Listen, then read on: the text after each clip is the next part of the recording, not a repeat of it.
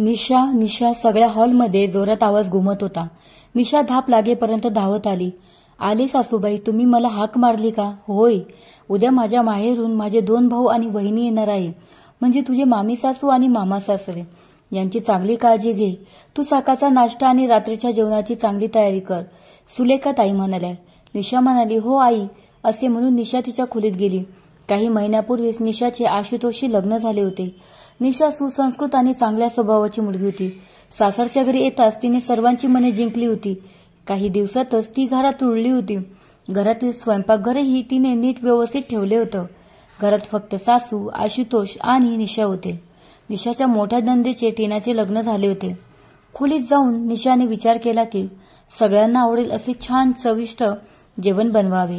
तिच्या सासूंच्या माहेरच्या लोकांवर चांगला प्रभाव पडला पाहिजे आणि तिला सर्वांचे प्रेम मिळावे म्हणून निशाने सकाळी लवकर उठून नाश्ता केला। भरलेली कचोरी आणि हलवा बनवला। 9च्या सुमारास सासूबाईंचे भाऊ आणि वहिनी आले। निशाने पाहुणे येताच त्यांना चहा दिला आणि गरमागरम कचोरी आणि हलवा देऊन हसत मुखाने स्वागत केले। सुलेखाताईंना त्यांच्या भाऊ आणि वहिनी यांना भेटून खूप आनंद झाला। ते त्यांच्या मुलीसाठी मुलगा बघायला आले होते। दुपारपर्यंत निशाने सर्वांसाठी जेवण तयार केले। 2 भाज्या, डाळ, भात, रायता, कोशिंबीर, मिठाई आणि गरमागरम पुरी सर्व करून सर्वांची मने जिंकली। निशा सगळ्यांची खूप आपुलकीने काळजी घेत होती। संध्याकाळी मुलाच्या घरच्यांना घरी बोलावून पाहण्याचा कार्यक्रम इथेच झाला। सकाळपासून निशाच्या चेहऱ्यावर थकव्याची सुरकुतीही दिसत नव्हती। दुसऱ्या दिवशी निघताना सर्वांनी निशाला खूप आशीर्वाद दिले आणि आनंदाने निघून गेले। 15 दिवसांनी टीना दीदीचा फोन आला की तिची नणंद आणि जाऊ त्यांच्या मैत्रिणीसोबत येत आहेत, म्हणून सगळ्यांना घरी बोलावून छान चहा नाश्ता करा। सुलेखाताईंनी आपल्या मुलीच्या सासरच्या लोकांची चांगली काळजी घ्यावी आणि कोणतीही कसर सोडू नये अशी सूचना पुन्हा निशाला दिली। आशुतोषलाही गाडी घेऊन त्यांना आणायला स्टेशनवर पाठवले। निशाने पुन्हा जोमाने सगळी तयारी केली। आशुतोष म्हणाला होता की तो बाजारातून नाश्ता मागू, पण सुलेखाताईंनी घरीच बनवण्याचा आदेश दिला। आशुतोष सगळ्यांना घेऊन आला। सगळे नाश्ता फिरायला गेले। रात्रीच्या जेवणासाठी निशाने छान बेत आखला होता। दुसऱ्या दिवशी जाताना सगळ्याजणी निशाला मिठी मारून धन्यवाद बोलून निघून गेल्या। निशाचं आयुष्य असेच पुढे चालू होतं। एके दिवशी निशाच्या आईबाबांचा फोन आला की निशांच्या धाकट्या बहिणीसाठी मुलगा पाहायला या शहरात येत आहेत। जर सगळं ठीक असेल तर ते लग्न जमवूनच परत जाणार होते। निशा खुश झाली। तिचे आई बाबा आणि बहीण येत आहे। तिने जाऊन सासू सुलेखाताईंना सांगितले, पण त्यांनी काही प्रतिक्रिया दिली नाही। अहो आई, माझे आई वडील आणि धाकटी बहीण पहिल्यांदाच आपल्या घरी येत आहेत। मी जेवायला काय बनवू? आणि प्रियाचा मुलगा पाहायचा कार्यक्रम आपण इथे घरी करूयात का? तिचं पण लग्न इथेच झालं तर खूप बरं होईल। आम्ही दोघी बहिणी एकाच शहरात असू। ती आपल्याच आनंदात बोलत होती, पण सुलेखाताई त्यांच्या मोबाईलमध्ये व्यस्त होत्या। निशा, तुझे आईबाबांचं तर येणार आहेत, मग एवढ्या उत्साहात का आहेस? नाश्त्याला पोहे बनव, जेवणात भाजी आणि डाळ घाल, पण ते त्यांच्या मुलीच्या घरी जेवतील का हा प्रश्नच आहे।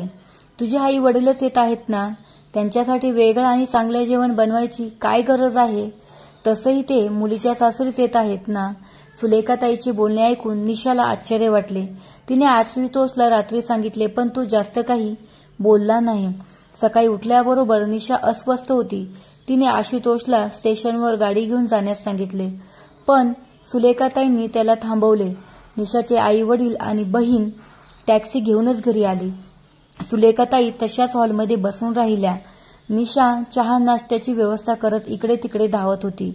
तिने आईबाबांना खोलीत बसवले होते आणि दुसरीकडे ती सासू आणि आशुतोषसाठी चहा नाश्ता बनवत होती। निशाला असं वाटलं की तिची सगळी कामं सोडून त्यांच्याशी बोलत बसावं, पण निशाला संधी मिळाली नाही।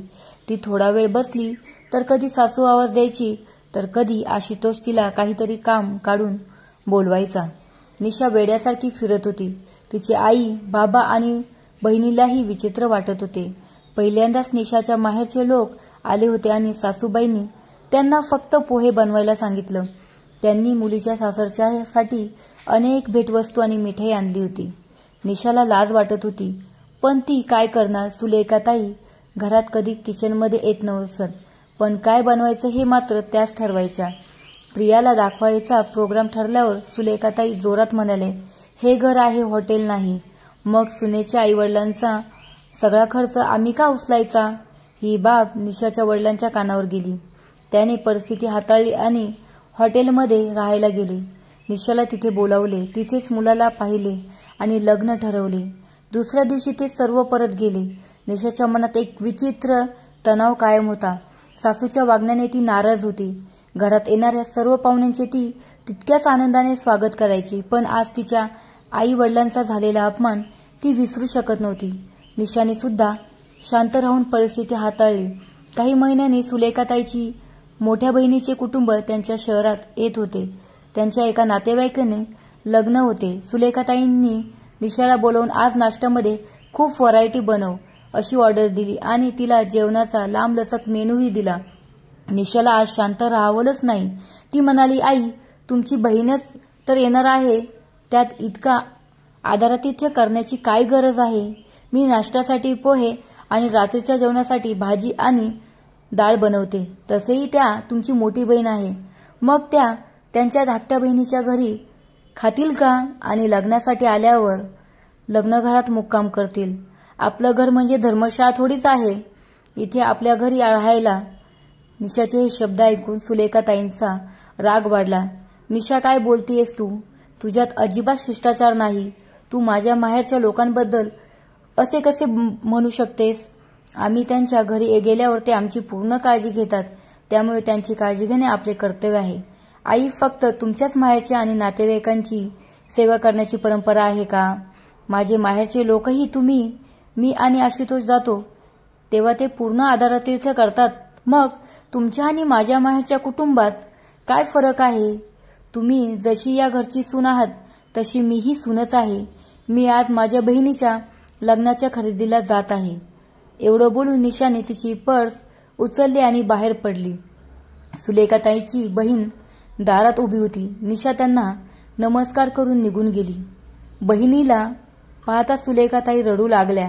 बघा ना ताई, आजकालच्या सुना सासूचा अजिबात आदर करत नाहीत.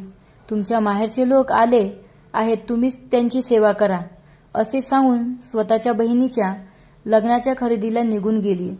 सुलेखाताईची बहीण म्हणाले, सुलेखा, मी आपल्या भावाकडून निशाची खूप स्तुती ऐकली आहे आणि वहिनीही निशाची स्तुती करत होत्या. तिचे मन दुखावले असे काहीतरी तू केले असशील. तू तिच्या माहेरच्या लोकांचा किंवा तिच्या नातेवाईकाचा अपमान केला असशील. मग ती कशी सहन करेल?